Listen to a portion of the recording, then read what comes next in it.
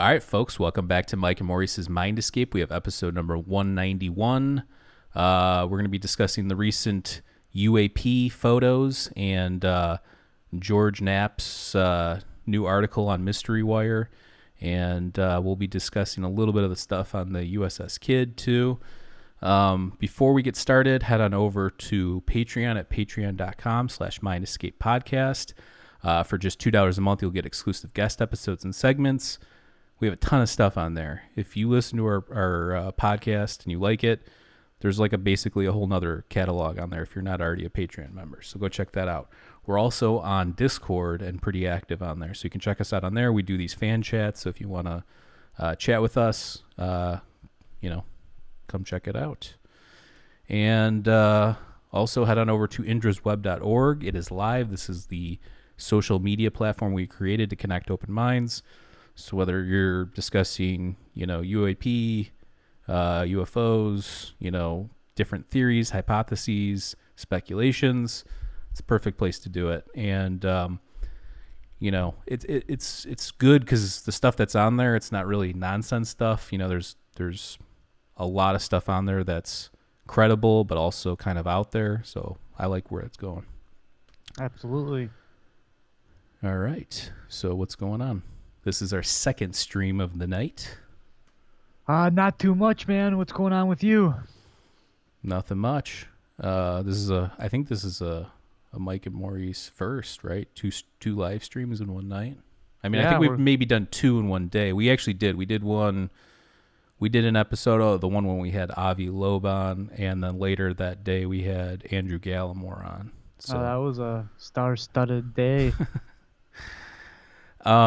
So I sent you the article from Mystery Wire, which is George Knapp's outlet. And these photos are definitely interesting. So I have the link down below at the bottom. If you want to take a look at the photos, you can. So go ahead on over there real quick if you want to know what we're talking about. And what did you think when you saw the photo? You're a photographer, by the way. We should mention you're a professional photographer and videographer. What did you think about the photos? Obviously, they're from an iPhone, but yeah, they're decent. There's always this questionable when they zoom in, it starts to become a little pixelated, and it's hard to see what's going on there. But right, it's interesting when you have pilots and stuff like that talking about them because they're used to being up there and they're more familiar with things that are common. So if they're saying there's something going on, there's probably some validity to it. Yeah. I also know that when you zoom in with iPhones, it definitely degrades into other things. It starts to look like other stuff too. Oh, absolutely. I'm not saying that there's something going on with the phone. I mean, that's just the nature of the beast, but we need to get these guys with some good zoom lenses up there. Yeah, I mean, I think that obviously that's the key, and that might exist. Who knows? With all the technology that the Navy and the military, who knows what they actually have or what they don't have in terms of clarity when it comes to this kind of stuff. Well, not to sound like a woo-wooer, but they have technology that they don't release to us, so they probably have some kind of photos and stuff that they're not releasing to the public as well. That would just be my first thought. Yeah. So in the article that George Knapp wrote, it says on March 4th, 2019, an F-18 weapons system officer seated behind the pilot used his iPhone to capture the three different images that he encountered in the same airspace. Again, if you want to see the photos, click the link down below, and they're in the article. So the article goes on to talk about at 3:02 p.m., I believe. There was one of the photographs was taken. It was kind of like an odd shaped. Now they're calling this the acorn. Some skeptics. Okay, so this was one of the photos was actually released in, I think, May 11th of 2020.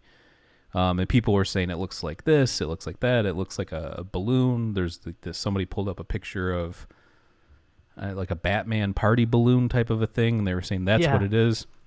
I could see where that kind of came from, but I didn't think it really for sure looked like that, So, of course, it could be anything.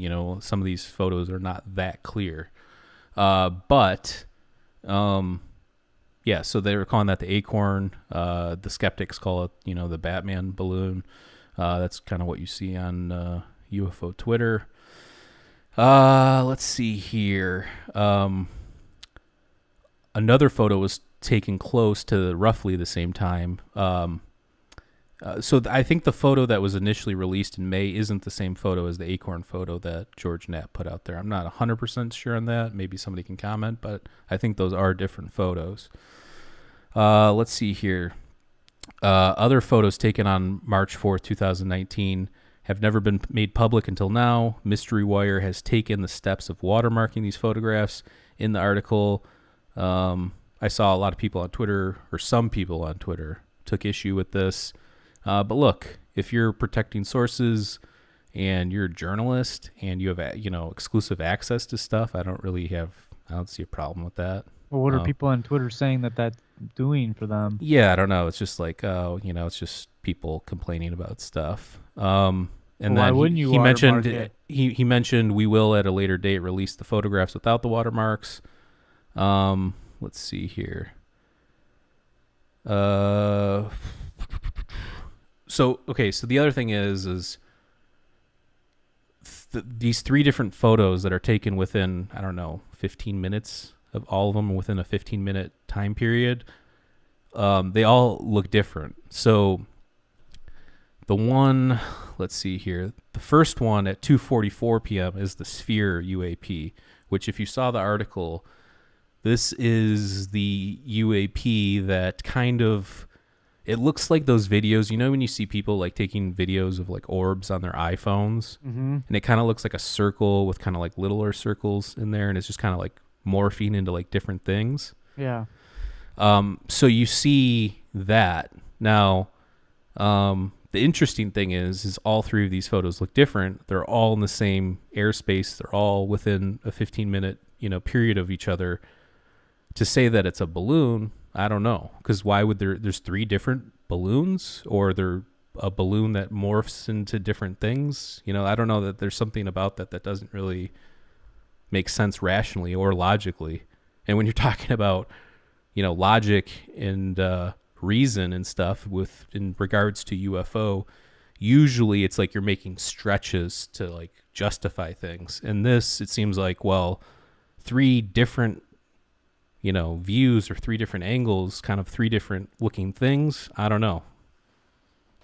You saw the different photos. What did you think? Well, they definitely look different. Yeah. One has more of a shiny gleam to it. Yeah, so that one we'll get to in a second. But I mean, just in terms of, they looked different, correct? Like when you looked at the photos, they all looked different. Yeah, they look different. They have different colors to them. Now let's see here. The Sphere one, like I mentioned, that was at 2:44, I believe.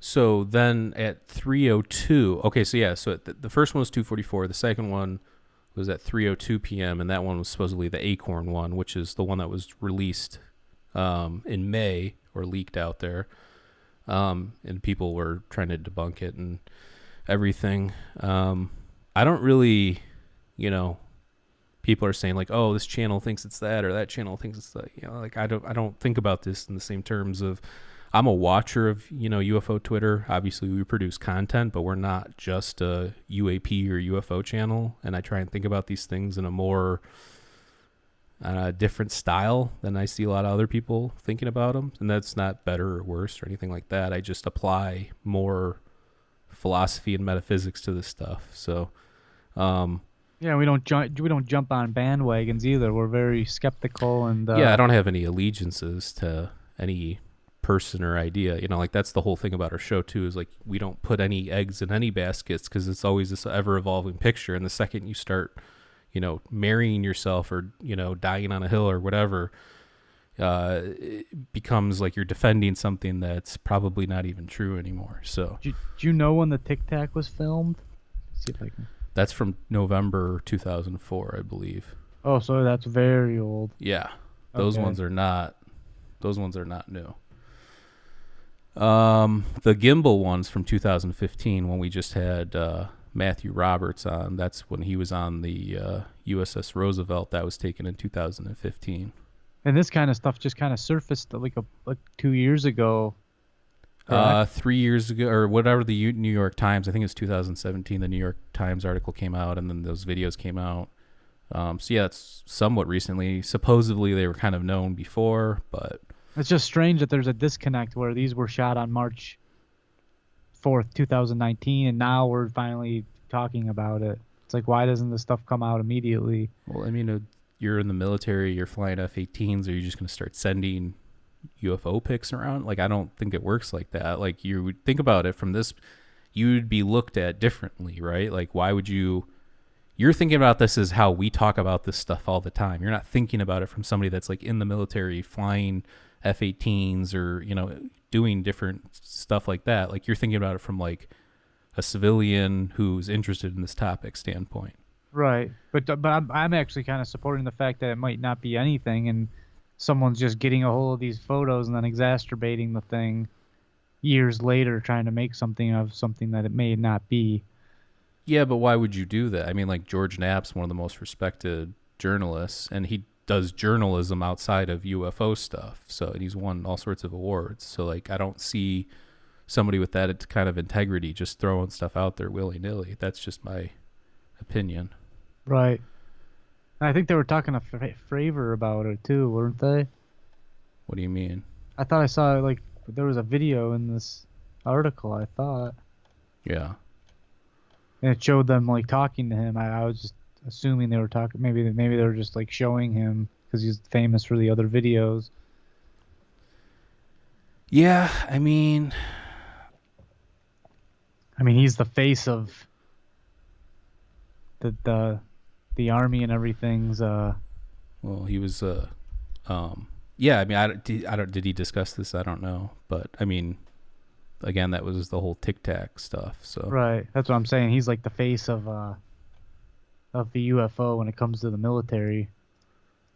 yeah, I mean, there's some people, but yeah, I would say that he's probably the most popular one. He's been on Rogan. He's been on Lex Friedman's podcast. He definitely, and he seems very down to earth. Yeah. And just like a normal guy that's seen some weird stuff that he has never seen before. So. Oh, I believe him. And again, coming from somewhat of an acting background and, Right. working with amateur actors and stuff like that, it's hard to be that convincing unless you're Robert De Niro. So that's why I when I see that kind of stuff, I take it for a grain of salt. Obviously, the guy saw something and he believes one thing or another, but I definitely believe that they're not making up stories. Yeah. Okay, so, and I mean, look, there's some people say, oh, it's advanced technology. Obviously, we've talked about Mick West, who's a skeptic of UFOs and among other things, and he's always trying to debunk this. He's already, have you heard of this? It's called the Buka effect, I believe or Bouquet effect. Buka? Yeah, I think is that how you pronounce it? That's a camera term. Yeah, that's what that is. That's what he's saying, that the second photo is that's what's going on in the second photo, or not the second one, is it the second one? Maybe it's the second one. I don't know. I forget which one he was saying, but he's saying that the effects, between the out of focus background and that kind of stuff. So, I mean, you're a photographer, Yeah, that does it. Things become more blurry. There's a lot of different ways to say it. Bouquet, Buka. It's like I think it's a Japanese term, but things become out of focus, but they don't just appear. So right. Well, and there's obviously something there. Again, there's three different things. Whether they just look different, it's the same thing, and it looks different in different angles. If we're talking about, like, if you're just speculating and you're saying you think that this is from, another planet or a galaxy, or it's interdimensional. If it has the ability to get here, maybe it has the ability to kind of change shape or morph too. Mm-hmm. Or like you mentioned before, maybe it's just us misinterpreting or misidentifying it, and it's, who knows, some other technology or a balloon. I don't think that, but I mean, I'm not one to just like jump on bandwagons either. I do, like I said, I think that when you look at this, that the one that I think is weird is the metallic blimp one. That was actually the third photo that was taken, I think, at 3:14 p.m. Yeah, that's supposed to be the Batman thing, right? No, that one's the acorn one. That's the second. Okay. Yeah, the metallic blimp one's the one that looks like a blimp, kind of, with like two like knobs hanging off like the top or like the side or like the top and the bottom. Yeah, there's speculation saying it was foreign spy drones, possibly Chinese. Yeah, so, and I mean, that's also speculation for the sightings the sighting that the USS Kidd had too, which we'll talk about that in a couple minutes. These are some crazy looking drones in my eyes. Again, I'm pretty familiar with all the drones, but you don't know what the government drones are. Right.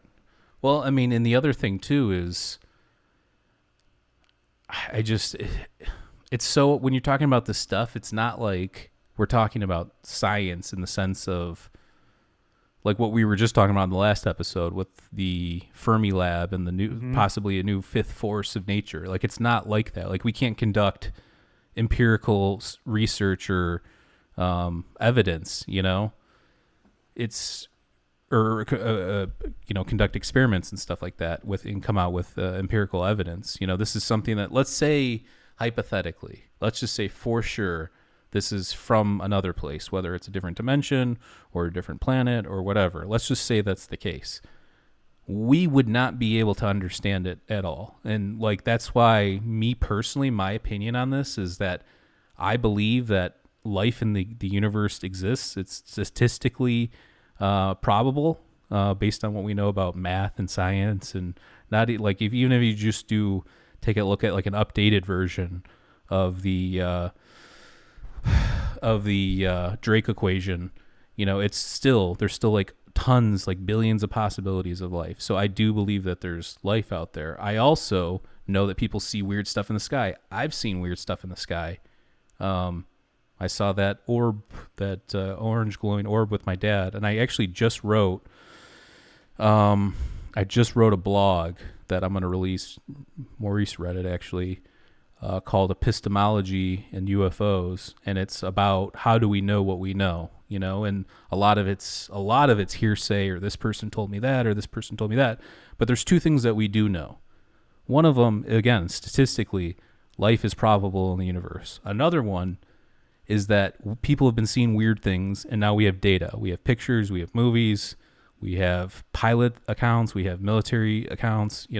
Say what you want, be as skeptical as you want, but those are two things that exist right now. So that being said, I think that you have to look at this from, the reference point of this.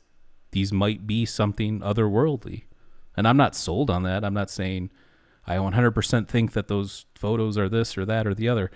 I'm actually against building those kinds of narratives and mythologies and trying to look at these objectively for what they are. But I do believe that there is weird stuff out there that we obviously don't understand. Yeah, I agree. I'm down with that. I think that that's a good way to look at it. And from all the people, and so a lot of these people are they have credentials, they have good backgrounds. They're not some crazy guy hunting Bigfoot in the woods. Not to say anything good or bad about that, but we've heard multiple different accounts. Oh, hold on, Jay Lady's calling in, and he is mad.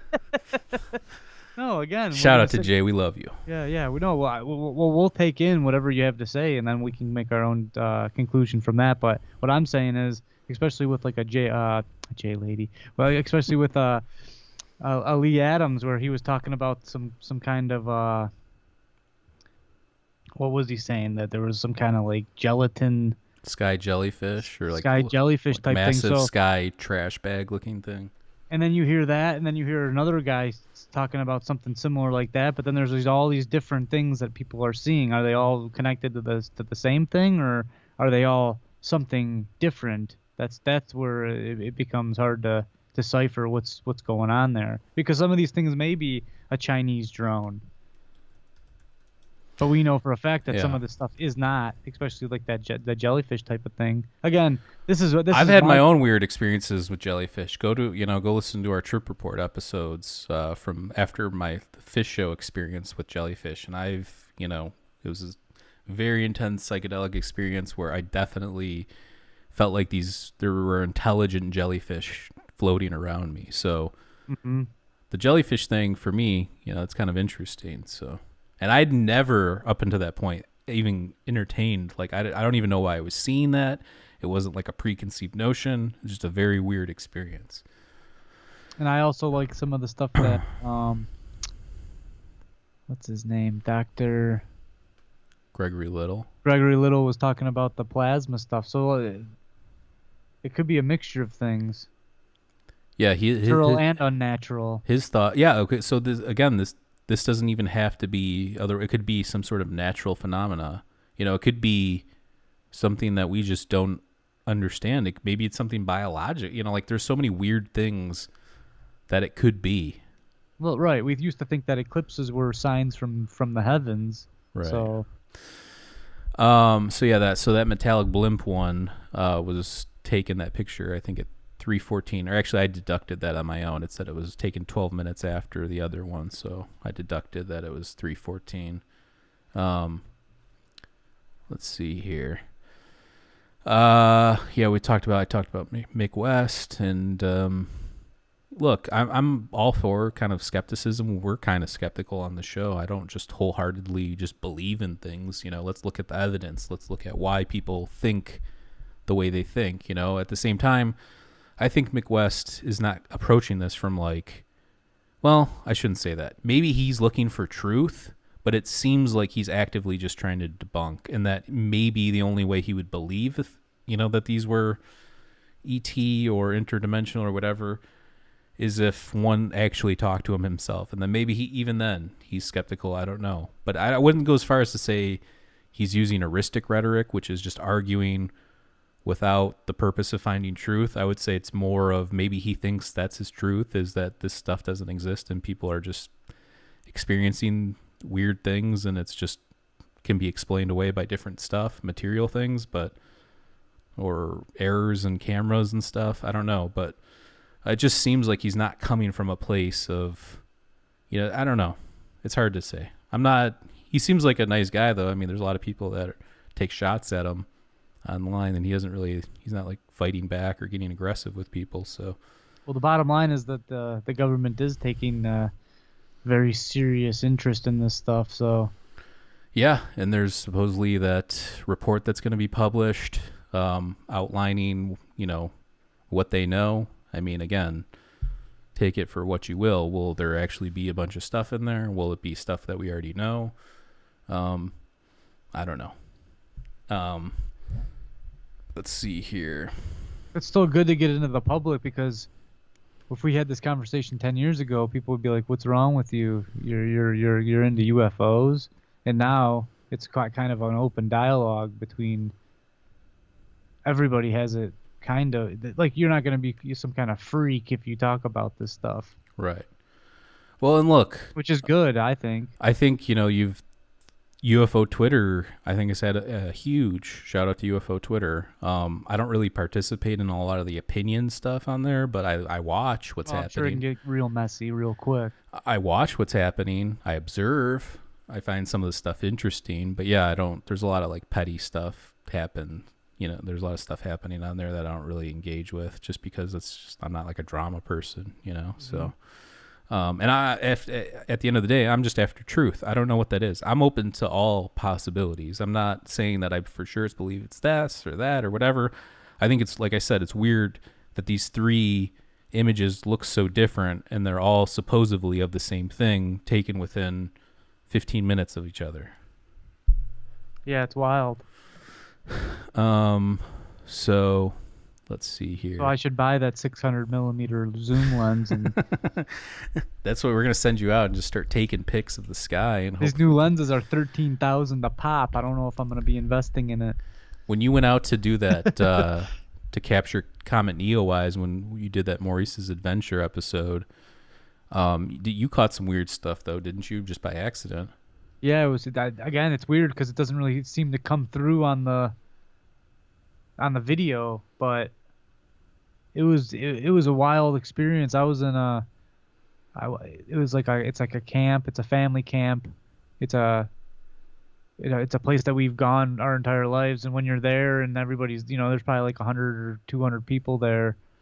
So when I was there alone, it was very eerie because there was no energy, there was no humans there. So then it was just a different feeling altogether. I was actually talking about one of my good friends who I met through the camp, and I was telling him about how I went up there and set up my gear, and it was just sitting out in the middle of this field. So my mind was in the right spot to be able to speculate some stuff. I think that we kind of both agree that there's some kind of consciousness connection, or at least I believe that there is. So it's like I know we've read a bunch of reports where a lot of these pilots are in somewhat of a flow state, and their minds are a little sharper than normal, and I really think that your consciousness and where you're at in your mind can have something to do with it. Now, is it real or not real? I don't know, but I definitely saw some stuff, and I tried my best to capture it. My lenses weren't the 600 millimeters, but yeah, I mean, and that's the other thing too with those pictures. It's like this person's flying in an F-18 with an iPhone trying to capture these things. That can't be too easy. I don't know, but I mean, you tell me, Mr. Photographer. I don't think. Well, Chauncey says he won't believe until I capture a gray.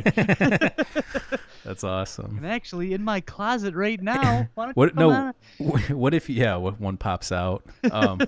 What if I mean, look, you take enough pictures and you're always capturing the moon and trying to take all these cool pictures. I mean, I don't put it past that you capture something. I remember I captured something weird. I took a weird picture driving downtown of the Chicago skyline because it was beautiful.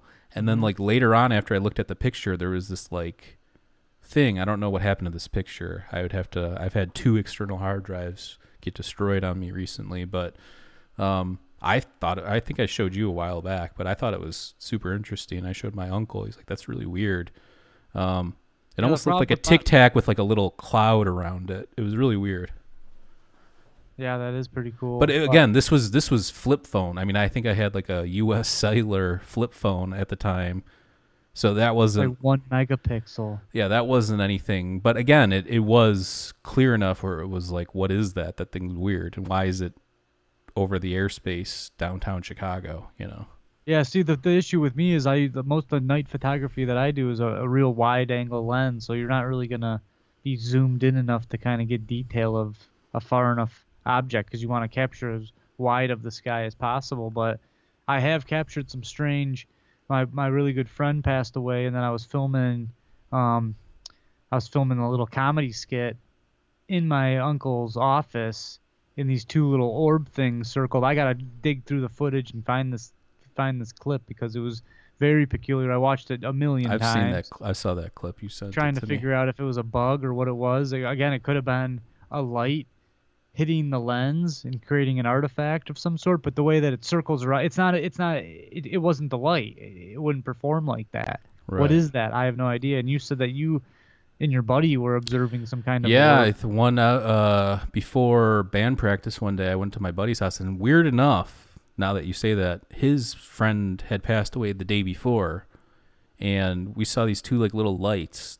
I mean, they were like thick too. They weren't like opaque lights. They were like thick lights, and they were like moving around, like those the fans that have like the lights on them, like the fans that also have the thing hanging down, you pull it and the light turns on, yeah. So it was one of those, and these 2 little like orbs like started below that, then went up to that and started like spinning around it. We turned off all the lights, closed all the blinds. I held my hand up to it, tried to block out different things.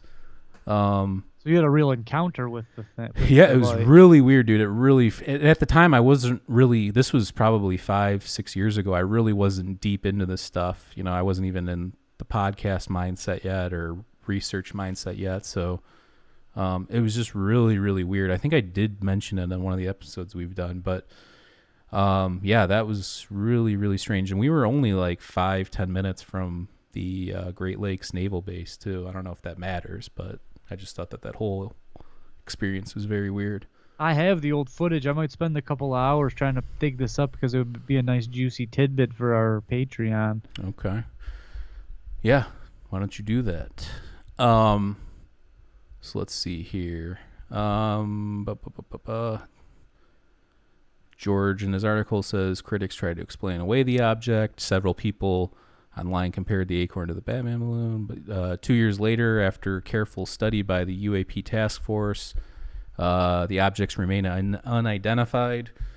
Let's see here. Although these three did not perform spectacular maneuvers like the famed Tic Tac or gimbal, they did not behave like any drone or balloon known to the U.S. military. So, again, if you're interested in seeing those pictures, I have the link down below to the Mystery Wire article that has the pictures in them. And I'm pulling up a Batman balloon right now just to compare. But I don't even think again, I think the picture of the acorn one is different than the one that was released in May of 2020, if I'm not mistaken. Again, I could be wrong. I think that's what I read in the article. So let's move over a little bit. Let's talk about this USS Kidd destroyer sightings with the drones.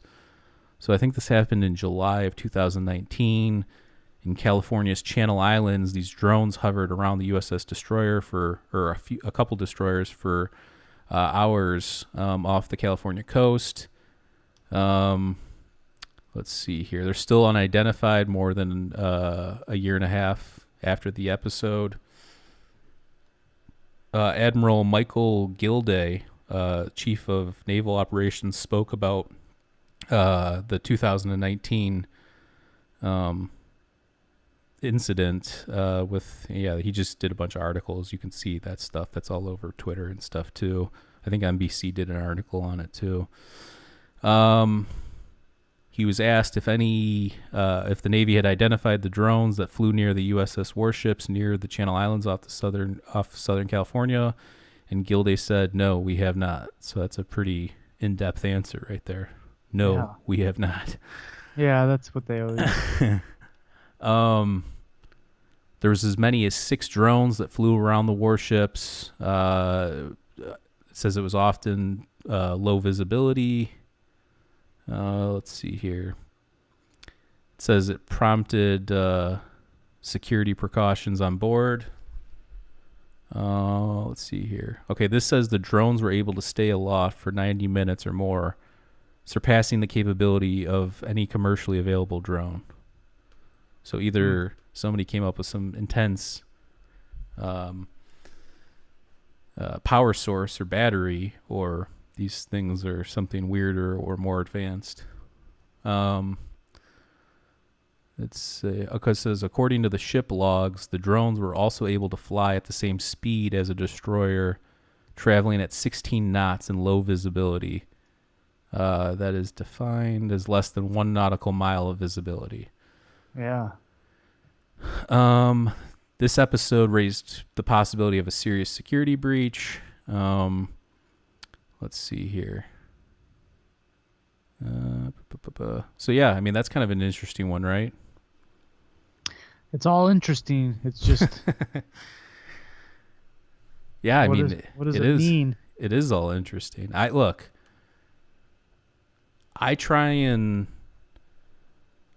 to speculate, but it's like, again, lately I've been trying to look at things from an epistemological lens. Like, how do we know what we know? If we're relying on the words of other people and like other people telling other people, well, then the game becomes telephone. And let's just say you start with the person that started the whole causal line or chain of events, or spreading it around. How do we know that person knows exactly what they're talking about too. You know what I'm saying? So it becomes this thing where it's like you're trusting whoever saw these things, which again, I do trust that these people are seeing and experiencing weird things. But again, it becomes weird for me when I start seeing like full narratives of like what exactly these things are, why they're there, that kind of a thing. And it's like, well, how do you know that? You know, and that's why I wrote that blog, which is going to come out. I'll release it in the next couple days, called Epistemology and UFOs. I think it has to do with, again, we mentioned this on the last episode we just did, talking about that new possible fifth force of nature. Everything is filtered through our consciousness. People that say they don't believe in the consciousness aspect of UFOs or UAP, you don't know what you're talking about then, because you're measuring everything through your consciousness. All the data you take in, everything you see, everything you hear, everything is filtered through consciousness. So it all gets filtered through our consciousness. Now there's different ways to break that down. There's some people that think consciousness doesn't even exist. I think 2 episodes ago we were talking about metaphysics. What was that called? Like eliminative materialism, which is the belief that the mind doesn't even exist. Where this is just all biological and endogenous processes, and everything's just a byproduct of biology. So that's something to think about right before bed. Give you nightmares. Yeah. Wait, what is that? There's like a famous Arthur C. Clarke quote. It's like, there's either life other places in the universe or there's not, and both are equally terrifying. Yeah, something like that. Chew on that. So yeah, I don't know. So what's your thoughts? Do you, right now, obviously we're not going to commit to anything, but do you think that they are otherworldly, or do you think that we'll find out that it'll be something from this material realm, or something from a different country, or something like that? It's tough because I think someone was talking about how they were moving and doing maneuvers, breaking the sound barrier without any sonic booms and stuff like that. So it's kind of like the quote: if it is something of the world, it's either something from out of this world or something from this world. Both are very terrifying because clearly it's not our government, or as of now, it doesn't seem like it's our government. You know what I mean? Right. So if it's not our government, then either it's from outer space, which is scary, or it's from a different country, which is scary too. But I don't think it's pretty strange because none of these things have ever done anything violent. Yeah, I think there's been some incidences that were not so friendly, but I think that there's like ones where pilots or whatever were shooting at them in different countries and stuff, and there was some return of, something. And there's some incidences like that. So, you have the people that argue that too. You have the people arguing that there's a threat, it's a threat or a potential threat, or there's a threat narrative. And then you have other people saying, oh no, it's all peace and love and they're here to help, so you can look at it like that. I mean, but that's still looking at it through like an earth biased lens. We're looking at it through the way we think about things, through our consciousness, we wouldn't most of us aren't enlightened, so we're thinking about that path. Forget about that. It's a more of like an evolutionary thing too. Like, think about how you would think about this 100,000 years from now, or 1,000,000 years from now. You would think that this version of you thinking about this has no idea what you're talking about. True. Like, wow, that was primitive of us to think that, so. But I'm in the camp of that. If they were hostile, what are they waiting for? They would have. Again, maybe it's not like that. Maybe it's more like how we are. There's some good people, there's some bad people. There's mostly people are just generally average, normal good people. But then you have, we have crazy serial killers and psychos and sociopaths, and then, maybe that is prevalent throughout the universe too. Who knows?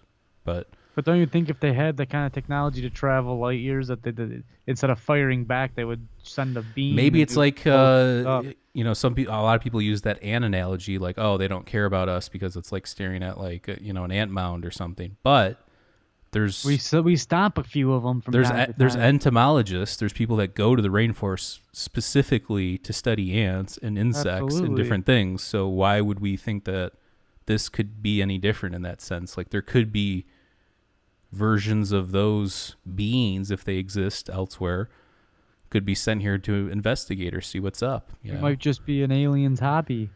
Yeah, or some people, the scary one's the zoo hypothesis. That we're in some sort of like terrarium, and that that Earth's like a terrarium or something. Well, my ex-girlfriend's uncle, this guy was super wealthy, and his idea of a good time, he'd travel all over the world, and he'd capture butterflies. This guy had a room full of butterflies. So maybe there's a room out in the galaxy somewhere full of humans. Yeah, what's that? It's pinned like to a paper. Futurama. I think there's an episode. But yeah, I don't know. It's interesting to think about it. Like I said, we could sit here and speculate all night long, but it's been the source of some of the best science fiction ever. So that's where it comes from, is letting the mind wander and going down these paths. There's nothing substantial I don't think we can sink our teeth fully into at this point, though. Well, and again, statistically, so even on that last episode where we were talking about the Fermi Lab and that new discovery, the Fermi Lab's named after Enrico Fermi, who's also famous for thinking the Fermi Paradox. The Fermi Paradox, which is technically not even a real paradox, but we're not going to go down there. We're not going to talk about that. Because we could get into the whole, we could talk about like Parmenides and... Well, the fact that it isn't a paradox is a paradox. Yeah.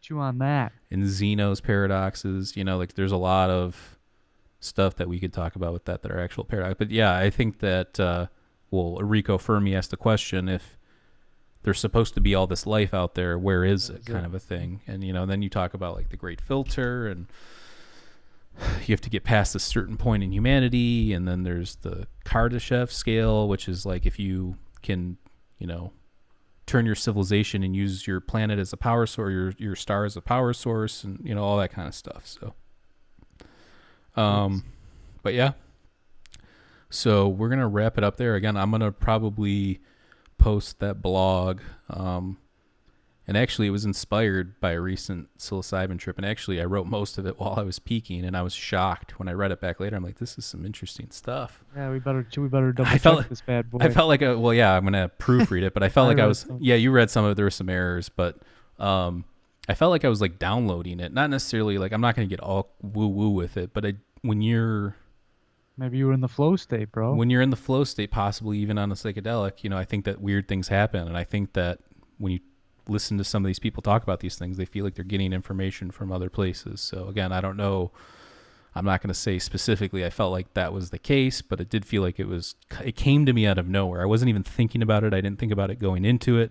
It's just something that came to me in the moment. I'm like, I got to write about this. So I think that's the best part that's when being a human is the best, is when you just kind of stop fighting things, whatever they may be in your life, and just kind of being there. Right. Ideas and everything will flow in and out. Anything you're trying to do will just come to you a lot easier when you're not trying to fight with all this resistance.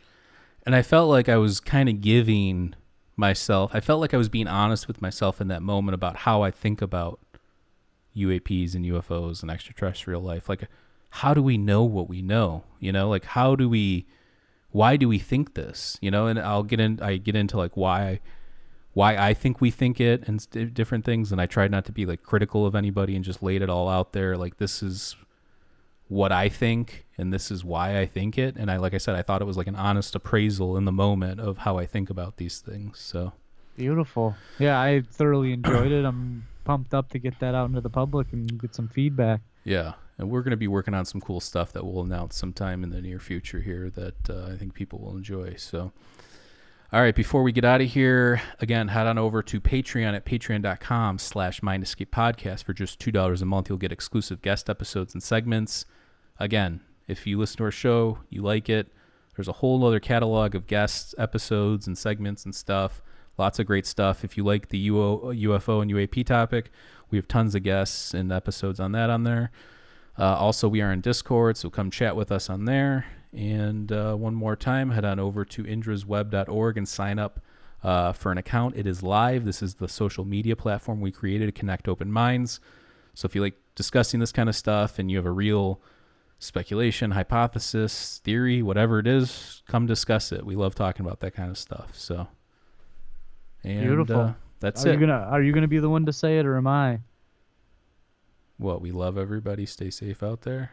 And smash that like button. Oh yeah, I forgot. Maurice is gonna get into the whole smashing that like button thing for us. Joe here. YouTube. I always forget about it, but yeah, I mean, if you like our show, please like, the video, hit the like button. If you're listening on Apple, please leave us a nice review. We'd appreciate that. If you're watching this on YouTube, check us out on the other audio platforms. And if you're listening to us, check us out on YouTube. We do our shows live and we live stream on there. So yeah, it's easy for the little guys to get lost in the sea of content, but when you hit that like button, it really does help our channel out. It gets our video up in the algorithm, and we super appreciate it. So thanks everybody for joining us. We love everybody. Stay safe out there, and we'll catch you next time. Peace. Peace.